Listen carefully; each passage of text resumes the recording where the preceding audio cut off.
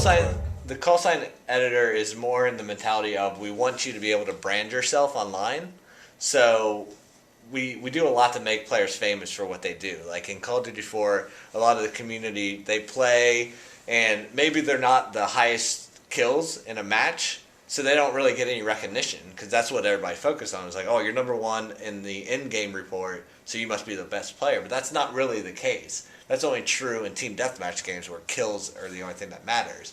Where you have players are like, oh yeah, that's great, but I was defending the whole time. Like, why don't I get rewarded? Or I took out all the helicopters. Why don't I get rewarded? So now we identify players when they do something well. If you take down a helicopter, your call sign comes out and tells everybody, so-and-so took down a helicopter. So the call sign editor is a way for you to customize basically your brand online, who you are. So people can identify you just by your emblem and your title and your name and your clan tag. So you have all these elements that determine who you are as a player. And how you unlock stuff is based on what you do. So say you're shooting down a bunch of helicopters. You shoot down like 20 helicopters, and now you have a call sign that's called Shot Down, and it's like a guy with a 6-shooter, and it's really cool. And then if people see you with that call sign, then they know you're somebody who takes care of air support. So now you're that guy on the team who can handle that, because probably your class always has an AT4, so you can shoot down. Because kill streaks now, you can shoot down everything. UAV is actually a physical UAV in the air, so you can shoot it down. Helicopters you can shoot down. AC-130 you can shoot down. Anything can be taken out. So yeah, the more stuff you do, the more specific emblems and titles you'll unlock. And there's hundreds and hundreds of them. I mean, from everything of just getting one-shot kills with sniper rifles to knifing a bunch of people to... dying 5 times in a row? Yeah, accident prone. I can do that. Accident prone is if you accidentally suicide a bunch of times, you'll get accident prone. Or if you accidentally drop a care package on your own head, which will break your neck and kill you. That gives you a call sign. So some are comical, some are things that are not, to be proud of, and then some things are because you're a badass. Like, even if you, master a weapon, then you'll get, marksman badges for each individual weapon. There's hundreds of them. It's all about having situational awareness, especially now multiplayer, because there's so many more layers to it. We have so many dynamic objects and ways to use the environment against your enemy and to change visibility and just to bring immersion into the game. So that goes into designing a level so they feel like living, breathing environments. People can attack you from anywhere, basically, in a realistic manner. So we really just incorporated what we saw happening a lot in our games anyways, of snipers, even in Call of Duty 4, when we didn't mean them to, would be like, oh, that's a nice place to snipe from. And they'd find a way to climb on a fence and jump into a tree and then walk across a wall and jump on a roof and lay there and snipe. And we're like, well, that's cool, but if it's not designed for that, then it can become unbalanced. So we're like, okay, let's start incorporating that mentality into the actual design of the levels. So we built it so you can really use the environment that's best for your playstyle. So a sniper wants to get a high sniping spot, but let's also balance it so it's not frustrating and not cheating, basically. So it just adds more depths and more layers to how a strategy used in a level.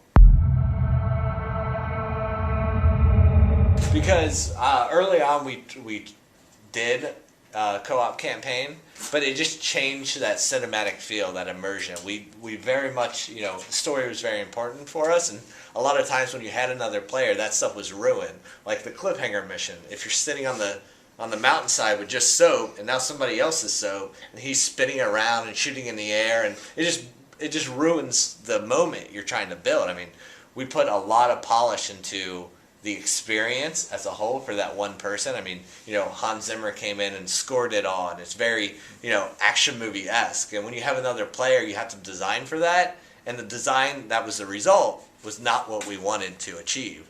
So it was done, and moments of it were fun, but that wasn't worth breaking the entire story. So instead, we took the moments that were fun, like snowmobiles and all that, and defending a house with 2 players, and we took those moments and put them in Spec Ops and then built out more levels specifically for Spec Ops. And kept the story intact because there are, believe it or not, still gamers who love to just sit down with surround sound and the story mode and just play through it by themselves. And we wanted to make sure they had that pure experience and didn't change design to appease the masses. So we think of it as having the best of both worlds.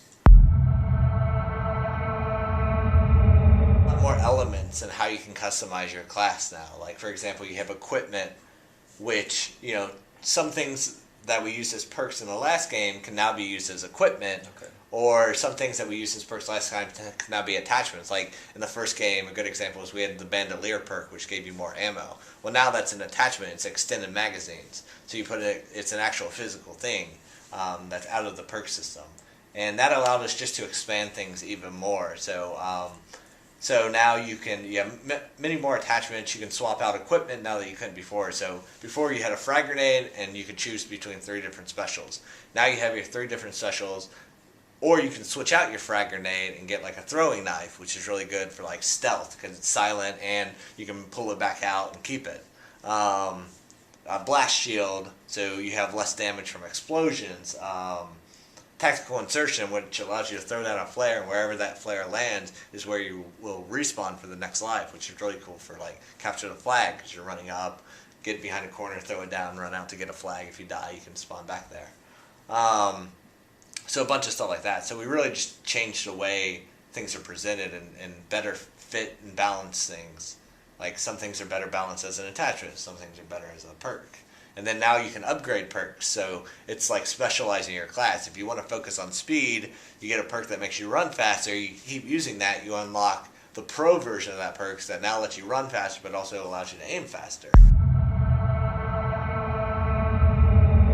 Definitely shapes decisions you make. Like that's the whole reason we introduced death streaks in the Modern Warfare 2 is because in Call of Duty 4 we had martyrdom, which when you die you drop a grenade and it blows up, and it was designed to be something that was for players who weren't very good to use, but then it got abused by all the players who were very good, and then it became very frustrating because everybody was using it, and then so we thought, okay, now how can we rethink the same mentality of making games accessible for players who aren't, the super elite players, but not have it abused by the people who are really good. And that's where death streaks came along. So death streaks basically are the opposite of kill streaks. Kill streaks, you get rewarded for getting a lot of kills in a row.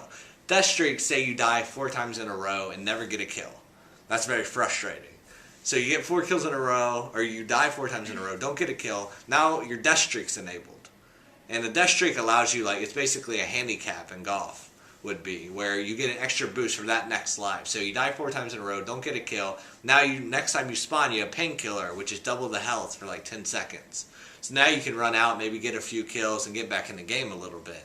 Or copycat, which allows you to steal the class of the last person who killed you. So maybe you get dominated by this guy and he's a level 55 and you're like, okay, now for your next life you can use everything that he just used on you, and so maybe that'll give you a little boost in helping your hand, and it gradually teaches you different tactics and way to play the game better.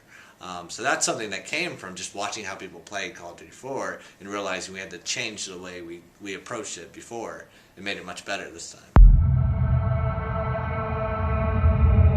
The whole point system's changed. We have splashes and rewards. Like I said, we reward you for everything now. So if you take down a helicopter, you get XP and points. If you kill a guy with a bomb, you get XP and points. If you defend a bomb, you get XP and points. If you kill a flag runner, you get it. If you recover that flag, if you kill a flag runner, recover that flag, and then cap the flag, you get even more points. And you get all these. You're constantly being recognized for everything you do, because we realized in Call of Duty 4. Call of Duty 4 became a massive multiplayer game. Bigger than most multiplayer games. So we got to see all these trends and stuff, and we realized everybody's a different kind of player. Like you said, you like to sit in one spot and focus on one-shot kills and all that, where I like the running gun. I'm the assault guy who runs in and just opens fire. And then some people just like to play defensively, so they can just grab a riot shield and a blast shield, never fire their weapon, and help their team win. So they should be rewarded for being that type of player, because they're good at being that type of player. Just because they're not a running gunner doesn't mean they're not a good player. So we've really rewarded people for what they're good at in the game, which I think is important, because a lot of games just focus on being the best killer, when this is really about being the best team member.